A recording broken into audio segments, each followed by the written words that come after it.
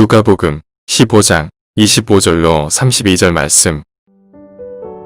마다들은 밭에 있다가 돌아와 집에 가까이 왔을 때 풍악과 춤추는 소리를 듣고 한 종을 불러 이 무슨 일인가 물은데 대답하되 당신의 동생이 돌아왔음에 당신의 아버지가 건강한 그를 다시 맞아들이게 됨으로 인하여 살찐 송아지를 잡았나이다 하니 그가 노하여 들어가고자 하지 아니하거늘 아버지가 나와서 권한대 아버지께 대답하여 이르되 내가 여러 해 아버지를 섬겨 명을 어김이 없거늘 내게는 염소 새끼라도 주어 나와 내 벗으로 즐기게 하신 일이 없더니 아버지의 살림을 창녀들과 함께 삼켜버린 이 아들이 돌아오매 이를 위하여 살찐 송아지를 잡으셨나이다. 아버지가 이르되 예 너는 항상 나와 함께 있으니 내 것이 다 내 것이로되 이 내 동생은 죽었다가 살아났으며 내가 잃었다가 얻었기로 우리가 즐거워하고 기뻐하는 것이 마땅하다 하니라. 아멘. 금년도 표어는 하나님께로 더 가까이입니다. 함께 찬양해 보실까요?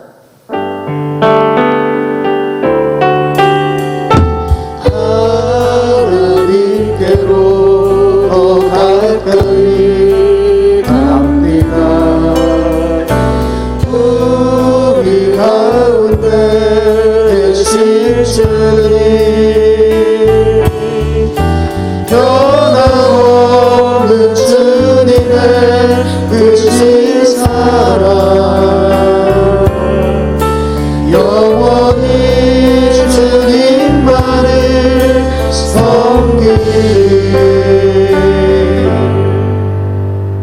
하나님께로 더 가까이 가면 복을 받고 하나님으로부터 멀어지면 화를 당할 수밖에 없다라고 하는 주제로 오늘은 본문의 마다들을 추적해 보고자 합니다.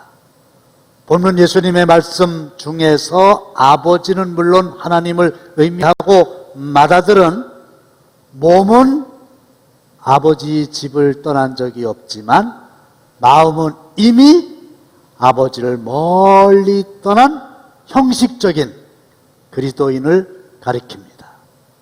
사랑하는 성도 여러분들은 몸뿐만 아니라 마음까지도 늘 하나님과 가까워지시는 은혜가 임하기를 주님의 이름으로 축원합니다. 아멘. 퀴즈 내볼게요. 둘째 아들이 돌아온 것을 누가 제일 좋아했을까요? 아버지지요. 그런데 둘째 아들이 돌아온 것을 누가 제일 싫어했을까요? 살찐 송아지입니다.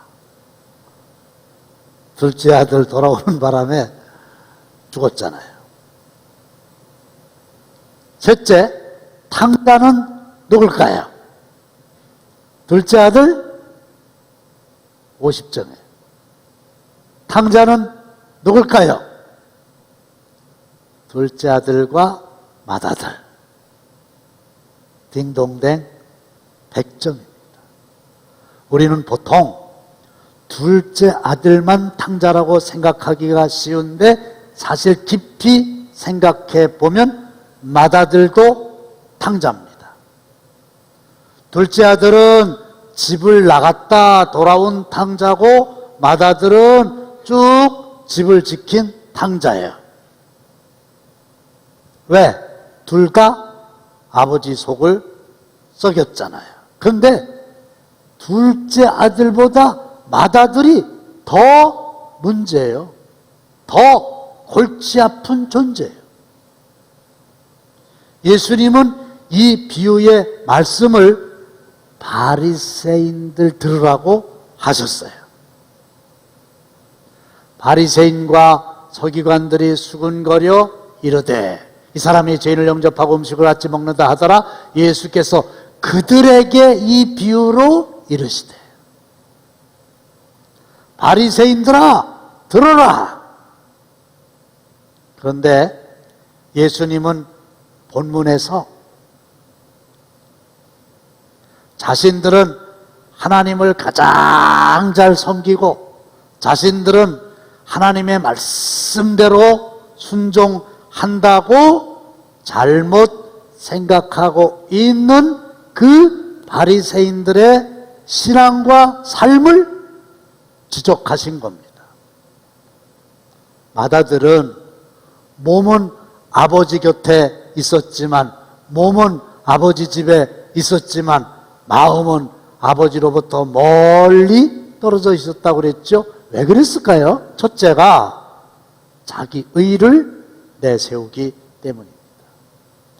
누구든지 자기 의를 내세우면 하나님 아버지와 멀어질 수밖에 없어요. 근데 마다들은 아버지를 떠나지 않고 밭에서 열심히 일한 모범생입니다.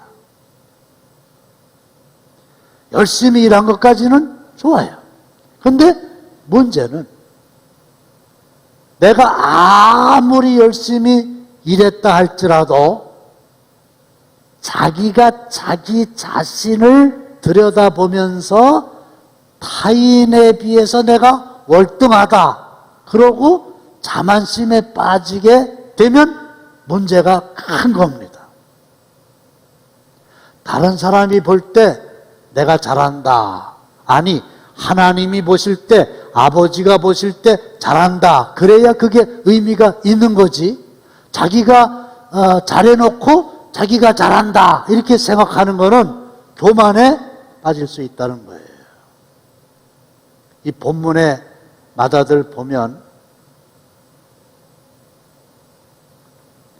집을 나간 동생에 비해서 나는 얼마나 아버지께 열심히 일하며 효도하는가, 그런 자만심에 빠져 있었어요.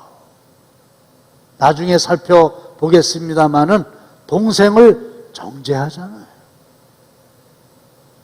고린도전서 10장 12절 말씀에 보시면 그런즉 천줄로 생각하는 자는 넘어질까 조심하라. 열심히 일한 당신 떠나라가 아니라 열심히 일한 당신 넘어질까 조심하라. 엄마와 아들이 있는데 엄마가 아들에게 질문합니다. 사랑하는 아들아, 이 엄마처럼 이쁘게 생겼고 아주 살림도 잘하는 경우를 사자성어로 뭐라 그러지? 아들은 거침없이 자화자찬 그랬어요. 야, 이놈아, 자화자찬이 뭐요? 그거 말고 금자로 시작되는 네 글자 사자성어 있잖아. 내심 금상첨화를 기대하면서 물었어요. 그랬더니 이 아들이 금시초문. 이그 무식한 놈아, 금시초문이 뭐야? 속으로 금상첨화지. 근데 누가 더 무식한 거예요? 그리고 이 마다들은 자기 자신을 과대평가했어요. 확인해 보겠습니다. 시작. 내가 여러 해 아버지를 섬겨 명을 어김이 없거늘. 자기는 여러 해 동안 아버지를 잘 섬겼다는 겁니다. 자기는 아버지의 말씀을 단 한 번도 어겨본 적이 없다는 거예요. 그러나 그건 자기 기준이지. 솔직히 말하면 자기 자신에 대한 과대평가입니다. 왜? 아버지의 마음을 모르잖아요. 아니, 아버지의 명을 단 한 번도 어기지 않았다는 아들이 아버지한테 대듭니까? 근데 바리새인들이 이랬어요. 나는 모든 율법을 다 지켰습니다. 이게 바리새인들의 변함없는 레파토리예요. 나는 율법을 한 번도 범한 적이 없습니다. 그 말은 거짓말이거든요. 그리고 이 마다들은 자기밖에 몰라요. 본문 29절 내가 여러 해 아버지를 섬겨 명을 어김이 없거늘 내게는 염소 새끼라도 주어 나와 내 벗으로 즐기게 하신 일이 없더니 나라고 하는 말이 무려 제가 쳐봤더니 4번이나 나오는 거예요. 그냥 내가 나를 자기밖에 몰라요. 자기밖에는 모르니까 다른 사람이 자기 눈에 들어올 리가 없지요. 동생이 무슨 생각을 하는지 아버지가 무슨 생각을 하는지 관심이 없지요. 내가 죽어야 주님이 사는 거고 내 생각을 버려야 아버지의 생각을 알 수 있는데 자기의 생각으로 가득 차 있는 거라니까요. 인간에게 있어서 가장 극심한 타락은 마음의 교만이에요. 그가 아무리 반듯하고 아무리 성실하고 아무리 열심을 낸다 할지라도 그 마음이 스스로 하늘까지 높아졌다고 하면 그 사람은 고칠 사람이 없어요. 하나님도 못 고치세요.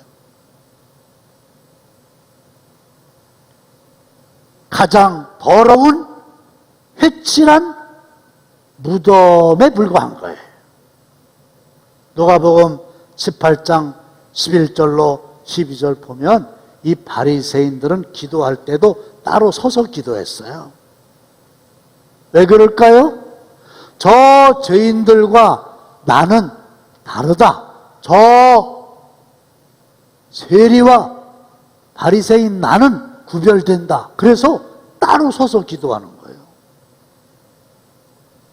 그러면서 뭐라고 그럽니까? 나는 다른 사람들 곧 토색, 불의, 간음을 하는 자들과 같지 아니하고 이 세리와도 같지 아니함을 감사하나이다. 저것들은 몹쓸 짓을 했는데 나는 그렇지 않은 것을 감사합니다. 1회에 2번씩 금식했습니다. 소득에 11조 냈습니다.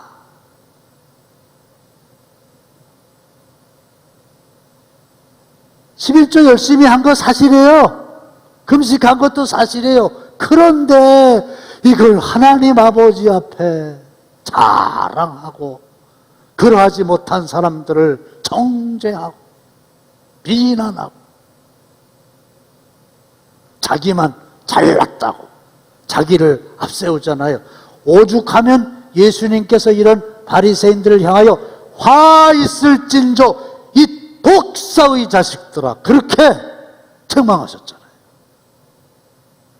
본문의 마다들은 자기 의를 내세우는 바리새인이었기 때문에 하나님 아버지로부터 너무 멀어졌어요. 그런데 오늘날의 마다들은 교회 공동체에서 어떤 사람이냐? 나는 잘한다고 과신하는 사람입니다. 나는 너희들보다 더 똑똑해. 나는 너희들보다 더 많이 배웠어. 나는 너희들보다 더 높은 직위에 있잖아. 그리고 나는 많이 가졌어. 때문에 모든 일은 내가 동의해야만 돼. 내 결제를 받아야만 돼. 내가 반대하면 죽어도 못해. 근데 나는 이런 거는 끝까지 반대할 거야. 이렇게 고집부리는 사람이 있어요. 바리새인이죠. 나는 혹시 이 마다들이 아닐까요?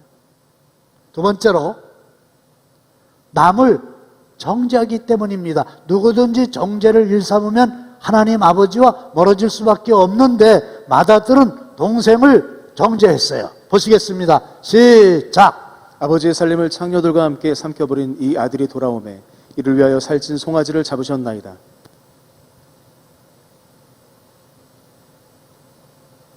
자기 동생이 돌아왔잖아요. 기뻐하고 감사해야 되잖아요. 근데 기뻐하고 감사하는 마음은 털끝만큼도 없고 동생이 저질렀을 과거의 죄에 대해서 정죄하기에 바쁜 거예요. 아버지의 살림을 창녀들과 함께 삼켜버렸다. 근데 이건 추측이에요. 둘째 아들이 받아간 재산 다 허비한 건 사실이지만 창녀들과 함께 했는지는 자기 생각이에요. 그런데 보지도 못했는데 그냥 자기 생각으로 정죄하잖아요. 비록 한때는 잘못 생각해서 아버지 집을 떠났지만 이제는 회개하고 돌아왔잖아요. 얼마나 감격스러운 일입니까? 그런데 거기에는 전혀 관심이 없고 과거의 동생의 잘못한 행위에 초점을 맞추는 겁니다. 이 맏아들의 생각에는 이 둘째 아들은 구제불능이요. 아주 영원히 변화할 가능성이 조금도 없는 놈이라고 낙인을 팍 찍어버리는 거예요. 그리고 아주 형제의 인연까지 끊어버립니다. 자기 동생이라는 말을 안 해요. 뭐라고 얘기합니까? 이 아들이 돌아오네. 그러니까 자기 동생을 그냥 아버지의 아들이래요. 자기는 관심 없어. 자기 동생은 아니라는 거예요. 나쁜 놈이라는 거예요. 근데 동생만 정죄하는 게 아니라 아버지까지 정죄해요. 내게는 염소 새끼라도 주어 나와 내 벗으로 즐기게 하신 일이 없더니, 맏아들이 밭에서 일하다가 돌아왔는데 집에서 풍악과 춤추는 소리가 들리는 거예요. 잔치가 벌어진 거예요. 마땅히 장남이라고 하면 자기가 밭에서 일하는 동안에 자기 집에 무슨 기쁜 일이 있나 하고 얼른 들어가 봐야 될 거 아니에요? 근데 집에 안 들어가요. 왜? 짐작되는 바가 있거든요. 종을 불러요. 야, 웬일이냐? 그랬더니 아이고 동생이 돌아와가지고 아버지가 기뻐서 살진 송아지를 잡아가지고 잔치를 벌입니다. 그랬더니요, 노합니다. 화를 냅니다. 누구에게 화를 냅니까? 아버지에게 화를 냅니다. 아버지, 나같이 열심히 일하고 나같이 효도하는 아들이 또 어디 있습니까? 근데 나한테는 염소 새끼 한 마리라도 잡아가지고 친구들하고 즐기라고 하신 적이 있어요? 근데 이 개망나니, 이 못된 아들이 돌아오니까 뭐? 송아지를 잡아요? 그럴 수 있어요? 아버지, 왜 그렇게 불공평하세요? 아니, 왜 차별대우하세요? 그리고 아버지가 집에 들어가자 그러는데 안 들어갑니다. 1인 시위를 하는 겁니다. 동생도 잘못됐고 아버지도 잘못됐다 그거예요. 근데 바리새인들이 가장 잘하는 게 뭐예요? 정죄하는 겁니다. 이 바리새인들은 누구까지 정죄했습니까? 나중에 예수님까지 정죄하고 예수님을 그래서 십자가에 못 박는데 앞장선 사람들이잖아요. 그러니까 예수님이 이 바리새인들을 향해서 책망하시는 거예요. 어찌하여 형제의 눈 속에 있는 티는 보고 내 눈 속에 있는 들보는 깨닫지 못하느냐. 너희들이 문제인데 어째 자꾸 딴 사람만 가지고 그러냐. 전형적인 요즘 말로 하면 내로남불이잖아. 내로남불이잖냐 그거예요. 근데 오늘날의 맏아들은 교회 공동체에서 입만 열면 누구를 비난하는 거예요. 사람을 만나서 밥을 먹으면서 계속 정죄하는 거예요. 자기 눈에 안 찬다고, 자기 마음에 안 든다고 불평을 계속해요. 그 자기는 바꿀 게 하나도 없어. 왜? 자기는 모범생이니까. 자기는 아버지의 명령을 어긴 적이 없으니까. 자꾸 다른 사람들 보고만 바꾸라고 강요해요. 근데 진정한 개혁은 자기 자신이 변화되는 거지요. 남들 보고 바꾸라고 자꾸 정죄하고 비난하고 요구하는 건 자기의 기득권을 그냥 유지하고자 하는 몸짓에 불과한 거예요. 그냥 자기는 이대로 살겠다 이거예요. 너나 바뀌어라 이거예요. 이런 의미에서 나는 혹시 마다들이 아닌가요? 세 번째로 재물을 제일 좋아하기 때문입니다. 누구든지 사람보다 하나님보다 재물을 더 좋아하면 하나님 아버지와 멀어질 수밖에 없는데 마다들에게는 재물이 피보다 더 진한 거예요.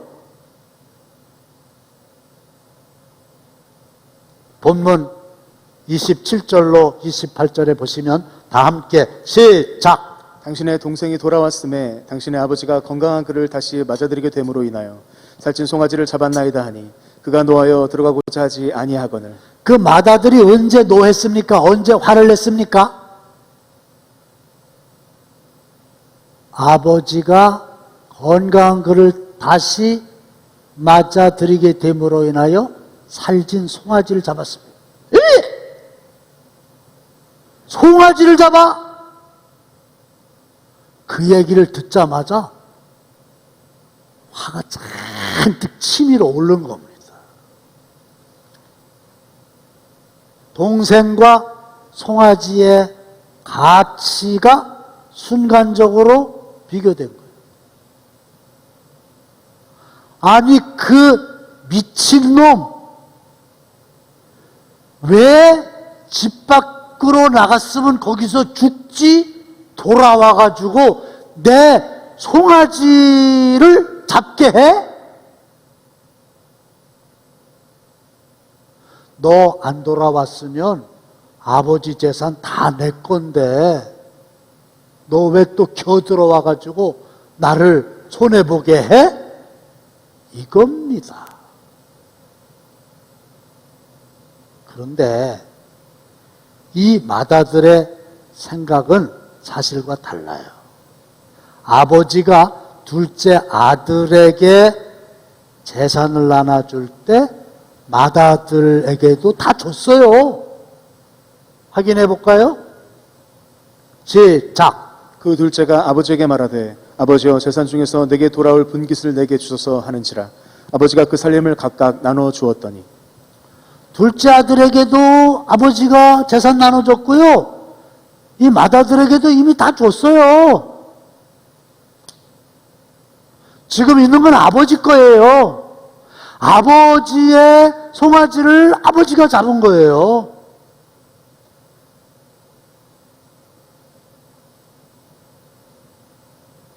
그런데 이 마다들은 돈이 중요하니까, 재물이 중요하니까, 송아지가 중요하니까, 아버지의 재산을 나 혼자 더 차지하는 게 중요하니까 동생 들어온 거 승질 나는 거예요. 돈이 중요한 거예요. 그런데 이 바리새인들은 본문의 마다들처럼 진짜 돈 좋아했다는 거지요. 성경에 나오나요? 나와요. 바리새인들은 돈을 좋아하는 자들이라. 이게 뭐냐면 오늘날의 마다들은 교회 공동체에서 자기 권리는 한껏 주장하는 거예요. 왜? 자기 잘하고 있으니까 지금. 근데 정작 물질에는 너무너무 인색한 거예요. 그래서 헌금과 봉사하는 일은 외면하는 겁니다. 근데 이 헌금이야. 헌금하는 나와 헌금을 받으시는 하나님밖에 모르잖아요. 다른 사람들은 모르잖아요. 저도 모릅니다. 그런데 실상은 아주 형편없이 그저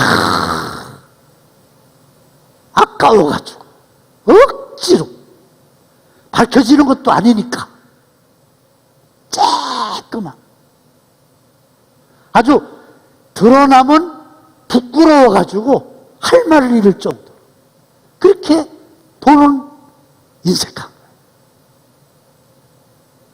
그러고 그냥 잘한다는 거예요. 그리고 또 열심히 하는 사람 있으면요 뭐라 그래요.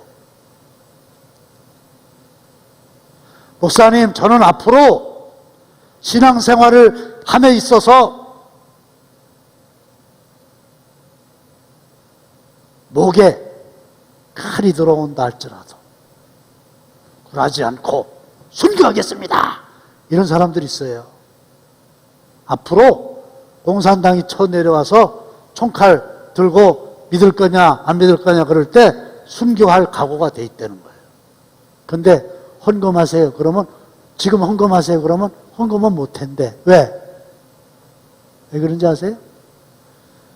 앞으로 순교 그거는 가정법이잖아요. 그런 일 나한테 닥치지 않았잖아요. 근데 지금 있는 헌금은 못하는 거예요. 생명은 바친다고 그러면서. 금년 들어서 감사한 일들이 많이 있지만 그 중에 하나가 우리 당진 감리교회 청년들에 대한 감사예요. 청년들. 한 청년은 이틀 전에 건축헌금 1,000만 원을 가져왔어요. 제가 놀랐어요. 어떻게 된 거요? 그랬더니 목사님, 제가 과거에 1,000만 원 했습니다. 근데 아무래도 하나님이 더 하라고 하는 마음을 주셔서 지난 1년 동안에 직장 다니면서 이거 부지런히 모은 겁니다.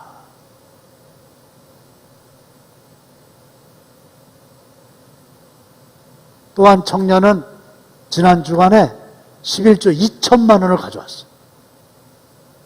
2억의 수입이 생긴 거예요. 근데 여러분, 2억의 수입이 생겼다고 2천만 원을 11조 한다는 거예요. 바리새인들 어림도 없어요. 마다들 어림 맛부러치도 없어요.